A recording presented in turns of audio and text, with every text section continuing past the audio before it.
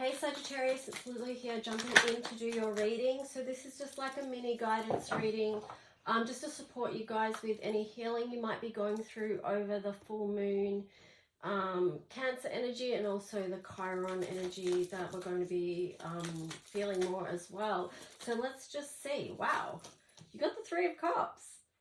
That's a beautiful energy to start off with, and it's kind of refreshing to see that after the previous 3 readings that I've just done. So I feel like this time is what's going to be really good for your soul, Sagittarius, is being in connection and celebration with others within community, whether that's your family, your tribe, whoever that is to you. Connection with others during this time is going to be important. Friendships, you know. Yeah, there you got the Five of Cups. Yeah, I feel like because that's going to help you not feel isolated at this time, and it's also going to yeah, not let you dwell on things that perhaps if you're by yourself you've got more of a tendency to dwell on. Oh, hang on a minute. Let's just see, because there's some cards flipped over here. Oh, whoa. Okay, so let's see. So yeah, that is going to help you come out of, you know, feeling anxious and feeling overwhelmed with, you know, thoughts that might be coming up for you during the full moon in Cancer time, you know, that might have you thinking more, and the Chiron energies as well.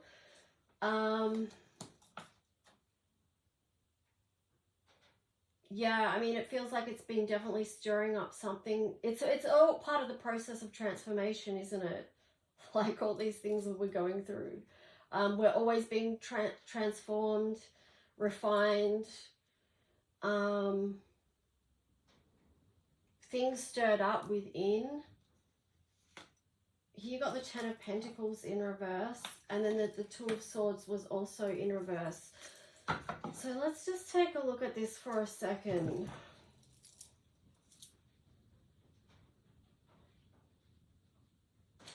It kind of feels like you don't know where this is. Oh no, actually, hang on a minute.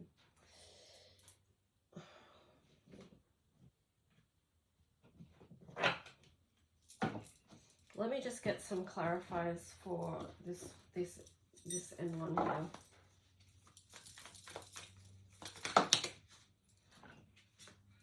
Okay, there's something about your physical reality that is maybe is what is coming up for you.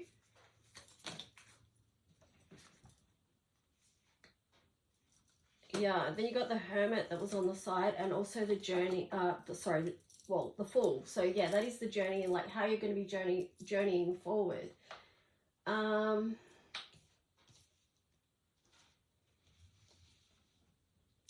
I do feel like this energy of the full moon is going to help you get clearer about this. And also, again, with the Hermit on the side there, it's like, again, it's like at the start of this, it's best if you're not trying to deal with everything completely solo. Talk to others about where it is that you want to go. And when I say that, I mean talk to others you trust. You know, the people that will celebrate your victories.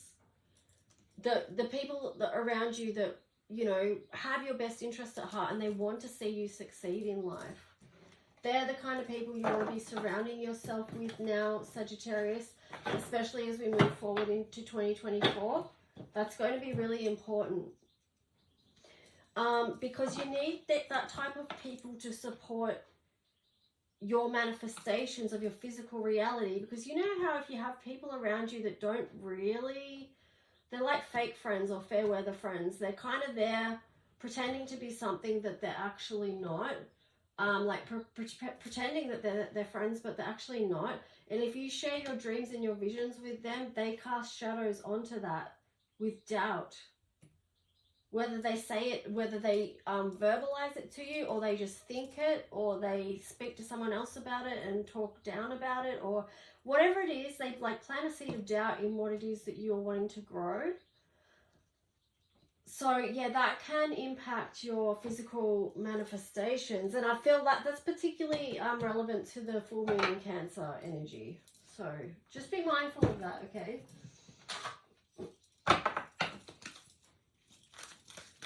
Be mindful of who you share your light with, and who you extend offerings to moving forward.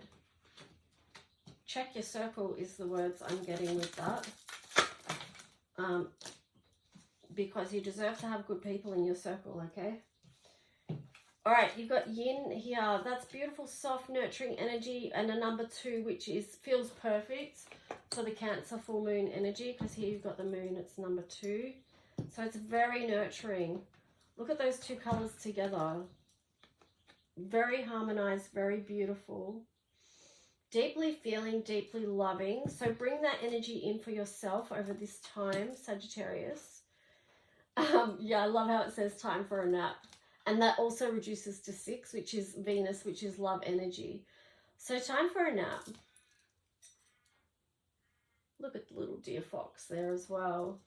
You know, use this time to rest, to nurture, to dream. There's a real soft energy here for you, which I love because it doesn't feel so harsh as some of the other energies. So that is the opportunity actually of the full moon in Cancer. And even when we're talking about the Chiron energies as well, that is also an opportunity there as well to bring in love to anything that does feel hurtful to you. You know, round and round. You might be looking at something again and thinking, you're feeling, why is this coming up again? Yeah, it's coming up again so that something can be released. So that you learn how to trust yourself deeper and deeper. You learn how to understand your life on a deeper level. Okay, so let's see what other cards come out for you. Sagittarius, what else is going to be helpful for you at this time of the full moon and Chiron energies? See, there was a card flipped. There's a few cards flipped out here. Let me just see.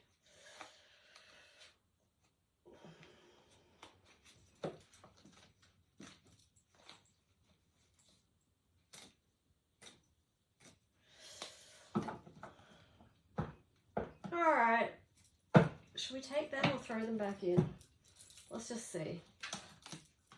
Okay, you got the 7 of Swords there. So this feels like, for me, like what I'm getting for you in the context of your reading is gather up your energy and bring it back to yourself. It's interesting that there's a fox there as well. The fox, I mean, can symbolize lots of things, but one thing I feel very deeply about the fox is the sensitivity. So it's like you've got that fox there as well. I do feel like this is a thing about calling back your energy and being nurturing to yourself right now. Having boundaries around your own time and energy, Sagittarius. You've got the Queen of Pentacles there. Yes. I think you're going to find a lot of beauty there.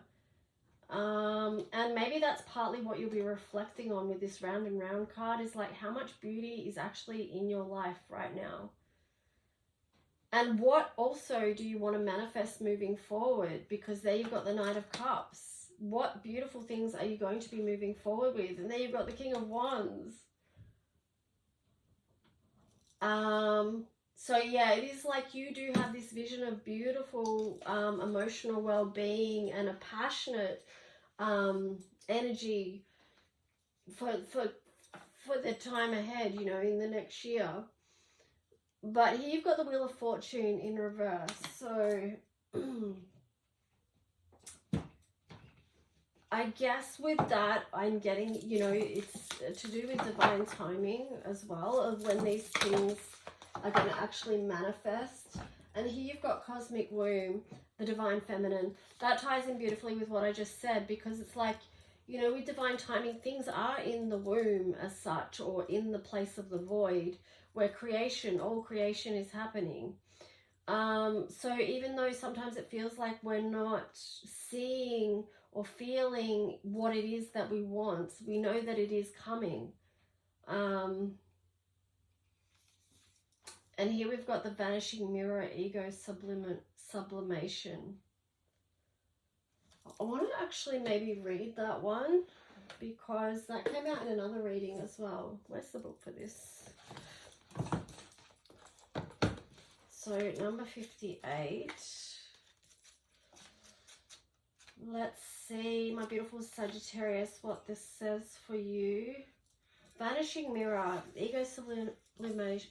I can't say that word. Sublimation, letting go of self-centeredness, becoming a vessel of possibility. Do you ever wonder if your self-definition has become too rigid, too fixed around what you've come to learn, so that you contract your life into zones of safe versus unsafe? This here is okay, but over there, well, that might be too risky. Judgment, fear, self-righteousness, and overconfidence are only some of the traits that keep you from evolving. We are all products of our conditioning, so remember that this is part of the human experience.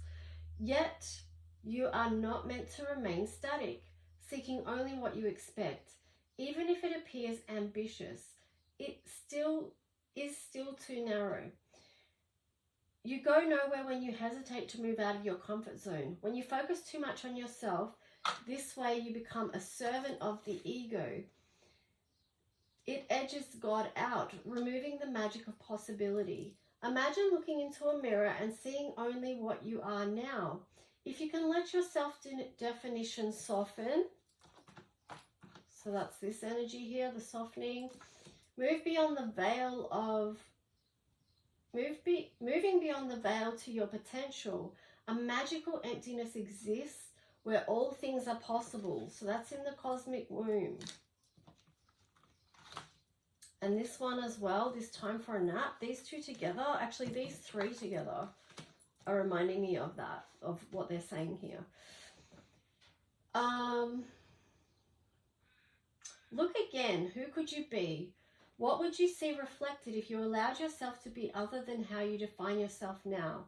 Nothing less is required of you now. In this moment, let go of who you think you are and allow a new you to emerge.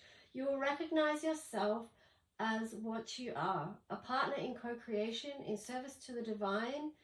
Doesn't it feel good? Yeah, I love that. The Queen of Pentacles here is reminding me of that energy too. All right, so, okay, we've done that card. Let me see. Let's finish your reading off with this deck. We already did get a couple of cards from it, but let's just see what else for Saggies. 5 of Wands.